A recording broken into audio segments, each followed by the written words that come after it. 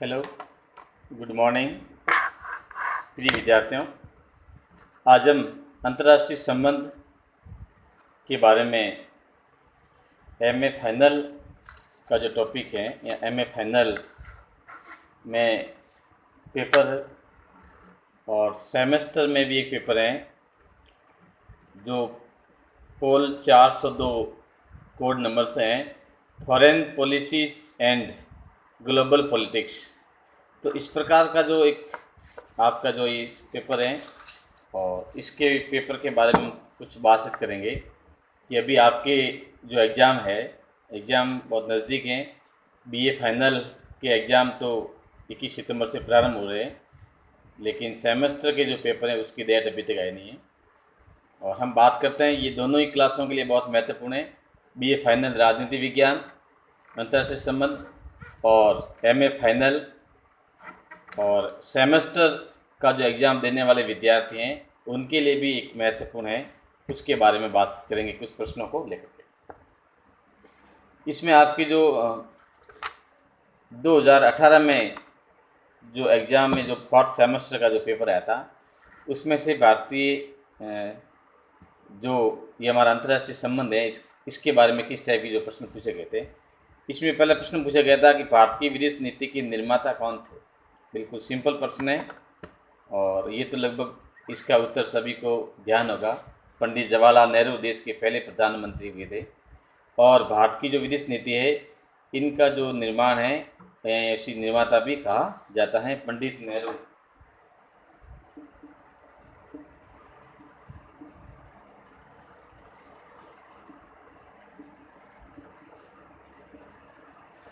भारत की जो विदेश नीति बनाई गई थी, तो विदेश नीति जो बनी थी उसका जो पंडित जवाहरलाल नेहरू थे ये इसकी नीति निर्माता थे।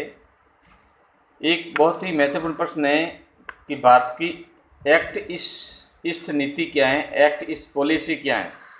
ये इम्पोर्टेंट नीति है। आपको मैं बता देता हूँ कि भारत की जो पहले जो यूपीए गवर्नमेंट थी और उस यूपीए गवर्नमेंट में जो पहले जो इंद्र कुमार गुजराल जो पहले एक विदेश मंत्री भी रहे थे और भारत के बाद में प्रधानमंत्री भी हुए थे, तो उन्होंने एक पॉलिसी लाई थी, लुक ईस्ट नाम से पॉलिसी लाई थी। और उस लुक ईस्ट पॉलिसी की जगह पर जब यूपीए गवर्नमेंट बनी थी 2014 में और 2015 में बाद में एनडीए गवर्नमेंट के माननीय प्रधानमंत्री श्री नरेंद्र मोदी ने एक पॉलिसी डेवलपमेंट की थी और उस पॉलिसी का नाम था एक्ट ईस्ट पॉलिसी। ये जो पॉलिसी थी ये पॉलिसी लुक ईस्ट पॉलिसी के अगेंस्ट थी, यानी कि इसकी और एक्ट ईस्ट पॉलिसी की और इसका नाम दिया गया था। और इसमें जो विशेष रूप से इसका जो संदर्भ था कि एशिया प्रशांत क्षेत्र में जो देश मौजूद हैं और उनके साथ में किस प्रकार से एक सहभागीदारिता स्थापित की जाए या उसको कैसे सहभागिता बढ़ावा दी जाए। तो इस पॉलिसी को ध्यान में रखते हुए Indonesia, Vietnam, Malaysia, Japan, Republican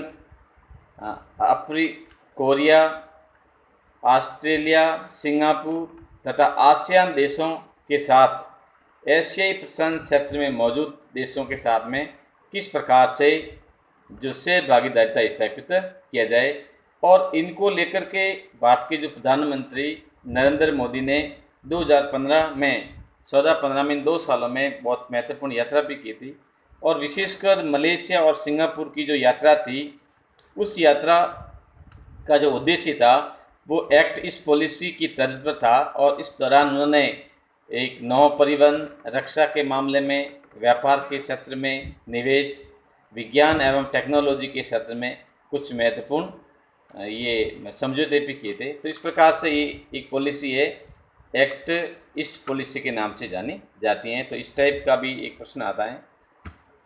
फिर हम बात करते हैं कि भारत पंचशील सिद्धांत का संबंध किन देशों के बीच में है। पंचशील का जो सिद्धांत है आप लोगों ने पढ़ा होगा।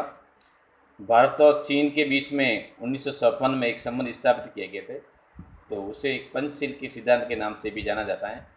पंचशील के सिद्धांत में जो दोनों देशों के बीच में संबंध स्थापित किए थे। सार्क को लेकर भी कई बार एग्जाम में प्रश्न पूछे रहते हैं।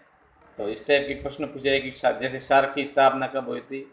8 दिसंबर 1985 को सार्क की स्थापना हुई थी। बांग्लादेश की राजधानी ढाका में इसकी स्थापना हुई थी। एक प्रश्न ये भी आया हुआ था कि सार्क का सचिवालय कहाँ स्थित है? तो काठमांडू नेपाल की राजधानी है, काठमांडू में सार्क का सचिवालय स्थापित है। सार्क दक्षिण एशियाई क्षेत्रीय सहयोग संगठन के नाम से जाना जाता है और इसका जो मुख्यालय है वो काठमांडू में स्थित है। फिर ये पर्यावरणवाद से आप क्या जानते हैं? भारत आसियान की बैठकों में किस रूप में सहभागी होता है? चीन की विदेश नीति की दो कोई विशेषता बताइए। तो इस टाइप की जो प्रश्न इसमें पूछते रहते हैं।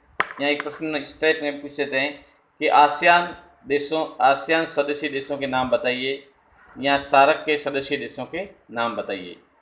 तो सार्क के जो सदस्य देश हैं भारत है, नेपाल, पाकिस्तान, मालदीव, भूटान, श्रीलंका, बांग्लादेश, और ये तो 7 जो सदस्य देश हैं ये संस्थापक सदस्य देश हैं, लेकिन 2008 में अफगानिस्तान इसका 8वां सदस्य बना था। ये कई बार पूछते हैं कि 2008 में अफगानिस्तान 2008 में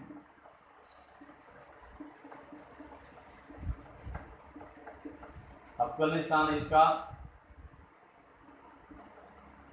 8वां सदस्य बना था। इसका 8वां सदस्य देश था। तो इस प्रकार से भी पूछा जाता है। और मानवाधिकार से आपका तात्पर्य है, मानवाधिकार के बारे में आप क्या जानते हो, इस टाइप का भी प्रश्न पूछते हैं। उत्तर दक्षिण संवाद के बारे में आप क्या जानते हैं? उत्तर दक्षिण संवाद से संबंधित किन्हीं दो देशों के नाम बताइए। भू राजनीति को समझाइए, जियोपॉलिटिक्स क्या है। तो इस टाइप की जो प्रश्न है आपके एग्जाम में पूछते रहते हैं और आप लोग इस टाइप के प्रश्नों को याद कर लेना, जिससे कि आपको एग्जाम में फायदा हो सके। नेक्स्ट प्रश्न आता है कि भारत पाकिस्तान विवाद के प्रमुख मुद्दे कौन कौन से हैं? भारत और पाकिस्तान के बीच में जो विवाद चल रहा है उसमें कौन कौन से मुद्दे महत्वपूर्ण हैं, इस मुद्दों के बारे में भी प्रश्न पूछते रहते हैं। गुट निरपेक्षता का अर्थ बताइए। गुट निरपेक्षता के बारे में भी प्रश्न पूछ देते हैं। मैंने गुट निरपेक्षता पर एक बहुत बड़ा एक अलग से वीडियो भी डाला था, आप लोगों ने पढ़ा होगा। गुट निरपेक्षता भारतीय विदेश नीति की एक महत्वपूर्ण विशेषता में से एक है, और जब द्वितीय विश्व युद्ध के बाद में दुनिया के अधिकांश देश उपनिवेशवाद के शिकार से स्वतंत्र हुए थे और उसमें भारत भी एक शामिल था।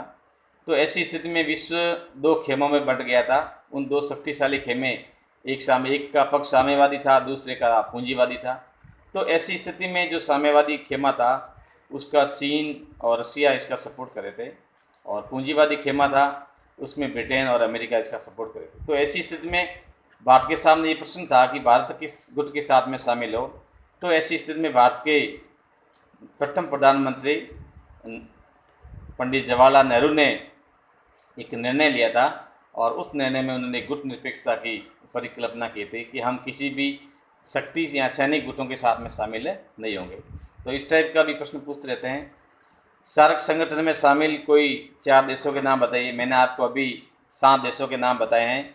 भारत, पाकिस्तान, नेपाल, भूटान, बांग्लादेश, श्रीलंका, बांग्लादेश, श्रीलंका, मालदीव, और लास्ट 8वां जो अफगानिस्तान है जो 2008 में बना था। तो इस टाइप में भी पूछ सकते हैं, तो आप लोग उसको देख लेना। निशस्त्रीकरण से क्या तात्पर्य है? निशस्त्रीकरण के बारे में भी प्रश्न पूछते रहते हैं, क्योंकि आज जो वैश्विक स्तर पर जो शस्त्रों की ओर बढ़ी जा रही है, तो उसमें निशस्त्रीकरण के बारे में। शीत युद्ध किसे कहते हैं? Cold war.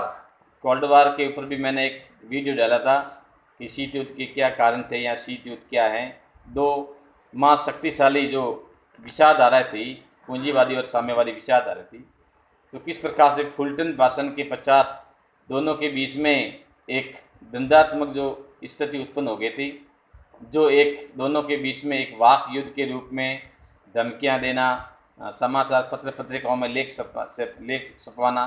तो इस टाइप से एक युद्ध के रूप में एक कोई कोल्ड वार के नाम से जाना जाता है। तो ये भी व्यवस्था इसमें एक थी। भारत ने सीटीबीटी पर हस्ताक्षर क्यों नहीं किए? इंपॉर्टेंट प्रश्न है। भारत ने सीटीबीटी पर हस्ताक्षर क्यों नहीं किए थे, इसके पीछे क्या कारण थे? तो ये जो निशस्त्रीकरण के बारे में जो संधि की गई थी, इसमें कुछ भेदभाव थे।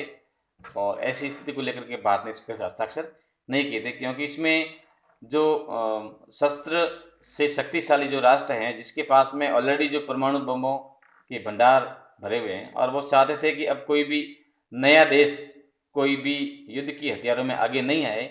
तो ऐसी स्थिति में जो विकासशील देश थे, डेवलपमेंटिंग कंट्रीज थे, तो उनको लग रहा था कि जो विकसित देश हैं, उन विकसित देशों ने इस प्रकार की व्यवस्था की है कि अब भविष्य में कोई भी जो देश हैं इस प्रकार से शक्तिशाली नहीं हो। तो एक प्रकार से भारत ने का इस पर आरोप लगा कि भेदभावपूर्ण संधि है, इसलिए भारत ने इस पर हस्ताक्षर नहीं किए। तो इस टाइप का प्रश्न है। उत्तर दक्षिण संवाद की प्रमुख समस्या के बारे में बताइए। तो ये भी बहुत एक महत्वपूर्ण है कि उत्तर दक्षिण संवाद के बारे में आप क्या जानते हैं, क्योंकि इसमें देखते हैं कि हमारा जो भूगोल है, जो ग्लोब का जो उत्तरी भाग है वो उत्तर की ओर है, वो दक्षिण भाग है वो दक्षिण की ओर है। तो जो उत्तरी भाग हैं, जो ग्लोब का उत्तरी भाग है विश्व का है, तो उत्तरी भाग में जो आने वाले जितने भी जो कंट्रीज हैं उनकी विकास दर ऊंची है, औद्योगिक टेक्नोलॉजी हाई है, और एजुकेशन जो रेट है वो भी बहुत ज़्यादा है। और बाकी जो दक्षिण गोलार्ध में जो देश आते हैं उसमें इसके विपरीत हैं, यहाँ सब विकासशील देशों का डेरा ज़्यादा है। यहाँ अधिकतर जो देश हैं जिसकी विकास दर बहुत कम है, गरीबी ज़्यादा स्थिति हैं, तो इस प्रकार से टेक्नोलॉजी के मामले में पिछड़े हुए। तो इस प्रकार से इन दोनों के बीच में जो एक संवाद के रूप में स्टार्ट किया जाता है। तो ये भी एक महत्वपूर्ण टॉपिक है, इसके बारे में भी आपके एग्जाम में प्रश्न पूछते हैं, आप याद करना। भूमंडलीकरण के बारे में क्या जानते हैं, मैंने आपको पहले बता ही दिया था कि भूमंडलीकरण की, क्योंकि आज वैश्वीकरण जो बढ़ रहा है, पूरी दुनिया एक विश्व का बाजार बनती जा रही है, पूरी दुनिया एक विश्व कटुदेम यानी कि पूरा परिवार के रूप में आ रही है। आज हमारे जितने भी जो टेक्नोलॉजी के विकास के कारण जो एक अंतर्राष्ट्रीय स्तर पर जो व्यापार के क्षेत्र में हम लोग जो तरक्की की है दुनिया ने, तो वो एक पूरी पृथ्वी को एक अपना परिवार मानकर उसका जो केंद्र स्थापित करे। तो इस प्रकार से भी प्रश्न पूछते रहते हैं। अंतर्राष्ट्रीय मानवाधिकार दिवस कब मनाया जाता है, तो इस टाइप में भी प्रश्न पूछते हैं किस प्रकार से अंतर्राष्ट्रीय मानवाधिकार दिवस के बारे में किस प्रकार से व्यवस्था, संयुक्त राष्ट्र में इस प्रकार से कैसे घोषणा की गई थी, और भारत में मानवाधिकार आयोग की स्थिति क्या है, इस टाइप के प्रश्न पूछ सकते हैं। भारतीय विदेश नीति के प्रमुख आधार क्या है, गुटनिरपेक्ष आंदोलन में भारत की क्या भूमिका है, इस टाइप का जो निबंध है। यहाँ सार्क एवं आसियान पर टिप्पणी लिखिए, इस टाइप के भी प्रश्न पूछते हैं। तो इस प्रकार से अब ये आतंकवाद जो वर्तमान में वैश्विक एक संकट है, तो आतंकवाद के क्या कारण हैं, इसको रोकने के लिए वैश्विक स्तर पर किस प्रकार से प्रयास किए जाने चाहिए। तो इस टाइप के प्रश्न भी एग्जाम में आपके इस पेपर में पूछते रहते हैं। आशा करते हैं कि आप लोग, मैंने जो आपको चीज़ें बताई हैं इस पर आप लोग गौर करोगे, और इस टॉपिक पर आप लोग घर पे एक अध्ययन करोगे और अपनी नोट्स बुक में नोट लिखोगे, जिससे कि आपको एग्ज़ाम में थोड़ा प्रॉफिट हो सके। Thank you.